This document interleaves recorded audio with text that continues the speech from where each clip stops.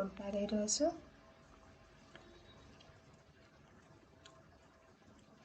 ఎవరైనా ఏదైనా షేర్ చేసుకోవాలనుకుంటున్నారా?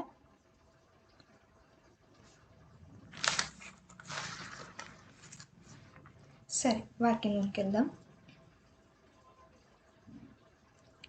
ముందుగా వాక్యం చదువుకోవచ్చు. లూకా సువార్త 2వ అధ్యాయము 30 నుంచి కొన్ని వచనములు ధ్యానించుకుందాం.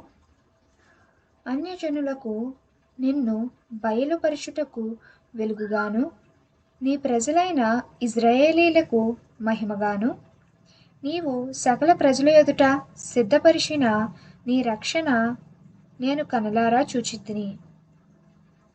యోసేపును ఆయన తల్లియు ఆయనను గురించి చెప్పబడిన మాటలను విని ఆశ్చర్యపడిరి. అయితే చదవబడిన వాక్యంలో మనము చూచినట్లయితే మనకు ఇక్కడ కనబడుతుంది కదా, 32వ వచనంలో నీ రక్షణ నేను కనులారా చూచితిని.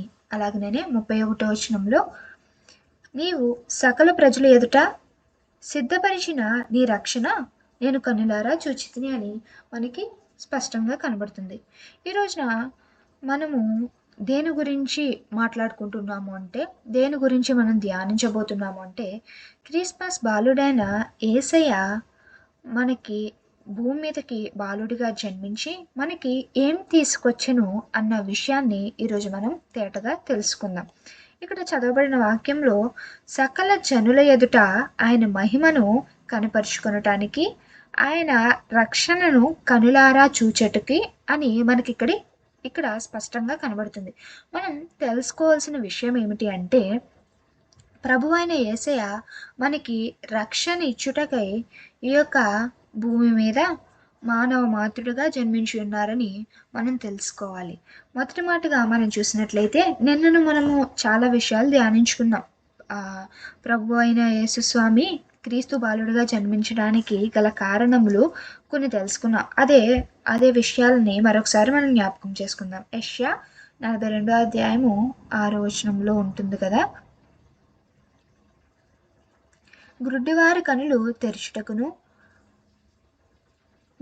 బంధింపబడిన వారిని చెరసాలలో నుండి వెలుపలికి తెచ్చుటకును, చీకటిలో నివసించే వారిని బందీ గృహములో నుండి వెలుపలికి తెచ్చుటకును. ఇక్కడ మనకు కనబడుతుంది కదా, యేసుక్రీస్తు ప్రభువారు పసిబాలుడుగా జన్మించడానికి గల కారణం గురుడి వాళ్ళకి కనుచూపును అనుగ్రహించుటకును, బందీలుగా ఉన్నవారిని వారి ఉన్న చెరలలో నుండి విడిపించటానికి, అలాగనే చీకట్లో ఉన్న వాళ్ళకి వెలుగు ప్రసాదించుటకును ఆయన పసిబాలుడిగా జన్మించి ఉన్నారని వాక్య లేఖనాలు సెలవిస్తున్నాయి. అయితే నిన్న మనం చూసాం, ప్రతిదానికి కూడా శారీరక అర్థము అలాగనే ఆధ్యాత్మిక అర్థము ఉంటుందని. అలాగనే ఇప్పుడు చెప్పుకున్న విషయములలో కూడా శారీరక అర్థం ఉంటుంది, ఆధ్యాత్మికంగా ఆత్మీయంగా విశ్వాసులుగా ఆ విషయాన్ని ఎలా చూడాలనేది కూడా మనము గ్రహింపు కలిగిన వారుగా ఉండాల్సిన వారుగా ఉన్నాం. ప్రభువు మన కొరకు వచ్చి ఉన్నారు కదా, ఎటువంటి రక్షణ మనకు తీసుకుని వచ్చారు, ఆ రక్షణ మార్గంలో ఆయనను అనుసరిస్తున్న వారుగా, ఆయనతో పయనిస్తున్న వారుగా మనం ఉన్నామా లేదా, ఆయన ఎవరైనా మన కొరకు చాలా ఎఫర్ట్స్ పెట్టి ఒక విషయం చేశారనుకోండి, దానికి తగినట్టుగా మనము కూడా దానికి రియాక్ట్ కావాల్సిన వారుగా ఉంటాం. అలాగనే మనందరినీ కూడా ప్రభు ప్రేమించి తను మనందరి కోసం సిలువ ఎక్కుటకు, మనందరి కోసం రక్షణ ఇచ్చటానికి ప్రభు వచ్చారు కదా, ఆ యొక్క గొప్ప త్యాగం మనకు తెలిసి ఉండి కూడా ఆయన మన కొరకు ఇలాగన మరణించారు, ఇలాగన మనకు రాజ్యమును ఇవ్వటానికి ఆయన ఎంతో శ్రమనందారన్న విషయాలు తెలుసు కూడా స్టిల్ మనం ఇంకా తప్పు మార్గాన్ని నడుస్తూ ఉన్నామంటే మనం ఎంతవరకు ఆయన రక్షణ మార్గాన్ని అంగీకరిస్తున్నాము అన్న ఇది మనం తెలుసుకున్న వారుగా ఉండాలి. రెండవ మాటగా మనం చూసినట్లయితే యెషయా 40వ అధ్యాయము 5వ వచనంలో ఉంది కదా, ఇక్కడ మనకు కనబడుతుంది, యెహోవా మహిమ బయలుపరచబడును, ఒక్కడును తప్పుకోకుండా సర్వ శరీరులు దానిని చూచెదరు, ఇలాగున జరుగునని యెహోవా సెలవిస్తున్నాడు. ప్రభువైన యేసుస్వామి పసిబాలుడిగా జన్మించడానికి గల కారణం ఆయన యొక్క మహిమ సర్వజనులు చూడాలని. ప్రతి ఒక్క మానవుడు కూడా ఎవరి సృష్టి అని మనం చెప్పుకుంటున్నాం, దేవుడైన యెహోవా సృష్టి అని చెప్పుకుంటున్నాం. ఆయన సృజించిన సృష్టిలో ఉన్న మానవులుగా మనమందరం కూడా సృష్టికర్త యొక్క మహిమను తెలుసుకోవాలని ఆయన మన కొరకు పసిబాలుడుగా జన్మించి ఉన్నారు. మనలో కూడా చాలామంది క్రీస్తు నమ్మిన వారే ఉంటారు కానీ త్రోవ తప్పపోతున్న వారుగా ఉంటారు. అలాగనే క్రీస్తు అంటే ఎవరో తెలియని వారు కూడా ఎంతోమంది ఉన్నారు. వారందరూ కూడా ఒక్కరు మాత్రమే అని కాకుండా అందరూ కూడా దేవుని యొక్క మహిమను చూడాలని, ఆయన యొక్క మహిమ కార్యాలను చూచి తెలుసుకోవాలని దేవుడు మన కొరకు ఇహలోకమునందు జన్మించి ఉన్నవారుగా ఉన్నారు. అలాగనే మూడవదిగా మనం చూసినట్లయితే యెషయా 52:10 ఉంటుంది కదా, సమస్త జనులు కనుల ఎదుట యెహోవా తన పరిశుద్ధ బాహువును బయలుపరిచి ఉన్నాడు.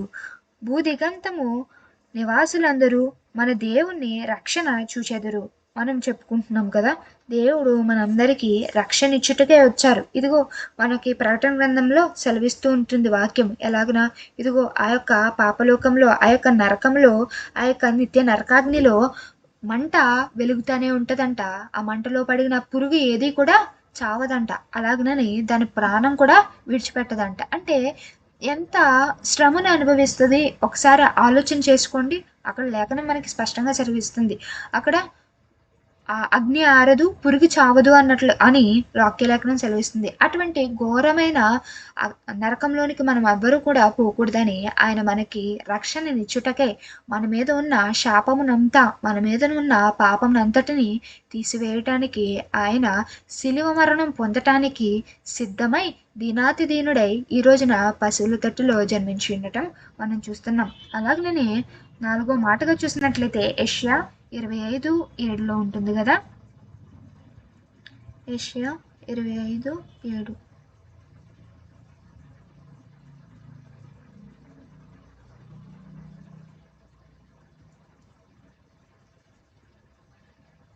సమస్త జనములు ముఖములను కప్పుచున్న ముసుగును సమస్త జనముల మీద పరచబడిన తెరను ఈ పర్వతం మీద ఆయన తీసివేయును. ఇక్కడ మనం చూసినట్లయితే మనకు కనబడుతుంది యేసుక్రీస్తు ప్రభువారు మనకి తండ్రికి ఉన్న ఒక అడ్డు తెరను తీసివేయటానికి, దాన్ని సంపూర్తిగా చీల్చివేయడానికి మన కొరకు పసిపాలుడుగా జన్మించి ఉండటం మనం చూసాం. ఇంతకుముందు చూసినట్లయితే పాత నిబంధనలో అంతా కూడా యాజకులైన వారు లేదా అధ్యక్షులైన వారు మాత్రమే ఆ యొక్క దేవుని యొక్క బలిపీఠము ఎక్కడము, దేవుణ్ణి ఆరాధించడము లేదా ధూపం వేయటము, ఇదంతా కూడా పర్టికులర్ పర్సన్స్ మాత్రమే చేసేవారు.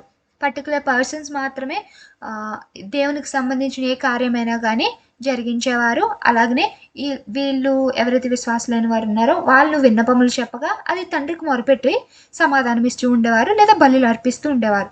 ఇటువంటివన్నీ కూడా తొలగిపోవాలని దేవుని సృష్టి అయిన ఆయన ప్రియ కుమారులకు కుమార్తెలకు మధ్య ఎటువంటి భేదము ఉండవద్దు, ఎటువంటి అడ్డు కూడా ఉండవద్దని ప్రభువైన యేసుక్రీస్తు తానే ఒక బలిగా సిద్ధమయ్యి మనందరి కోసం మరణించడానికి, తండ్రికి మనకి మధ్య ఉన్న అడ్డుతెరను తీసివేసి తండ్రికి మనకి ఒక స్నేహపూరితమైన సంబంధాన్ని అనుగ్రహించడానికి మన కొరకు పసిబాలుడుగా జన్మించి ఉన్నారని లేఖనములు సెలవిస్తూ ఉన్నాయి. ఈ రోజున క్రిస్మస్లో ఉన్న మనమందరం కూడా 4 ప్రత్యేకమైన విషయములు చూసాం. యేసుక్రీస్తు ప్రభువారు మన కొరకు ఎందుకు జన్మించి ఉన్నారని. మొదటిగా మనకి వెలుగునిచ్చుటకు ఆయన జన్మించి ఉన్నారని తెలుసుకున్నాం. రెండవదిగా ఆయన మహిమను కనపరచడానికి, ఆయన కార్యములను, గతించిపోతున్న విషయములను అందరికీ వెలుగులోనికి తీసుకురావడానికి ఆయన జన్మించి ఉన్నారని తెలుసుకున్నాం. రెండవదిగా మనందరికీ రక్షణ ఇచ్చటానికి ఆయన జన్మించి ఉన్నారని, అలాగే 4వదిగా తండ్రికి మనకు ఉన్న మధ్య ఉన్న అడ్డుతెరను చీల్చివేయటానికే యేసుక్రీస్తు ప్రభు వారు పసిబాలుడుగా జన్మించి ఉన్నారని తెలుసుకున్నాం. ఈరోజు వాక్యమును మనం అందరము ఆయన యొక్క మహిమను మనం చూడగలుగుతున్నామా, లేదా ఆయన యొక్క రక్షణకు మనం ఎంత చేరువలో ఉన్నాము, లేదా ఎంతవరకు మనం వెలుగు మార్గంలో పయనిస్తున్నాము, లేదా దేవునితో అనుదావభావ సంబంధం కలిగి ఉండి చెలిమితో ఒక ఫ్రెండ్తో మాట్లాడినంత చెలిమి కలిగి ఉండి మాట్లాడగలుగుతున్నామా లేదా అన్న విషయాలని మనల్ని మనము మన యొక్క ఆత్మ విషయమై మనల్ని మనం ప్రశ్నించుకునే విశ్వాసులుగా మనం ఉండాలి. ఇటువంటి క్వశ్చన్స్ అన్ని కూడా మనం రేస్ చేసుకున్నప్పుడు మనలో ఎంతవరకు మనం ఇంకా దేవునిలో ఎదగాలనే విషయాలను మనం అందరం కూడా మనం తేటగా తెలుసుకోగలము. కనుక ఈ వాక్యమని మనం అందరం కూడా మనల్ని మనం ప్రశ్నించుకున్న వారమై దేవునికి మరింత చేరువగాగలగా కృప, దీవెన, దేవత దేవుడు మనందరికీ అనుగ్రహించుగాక.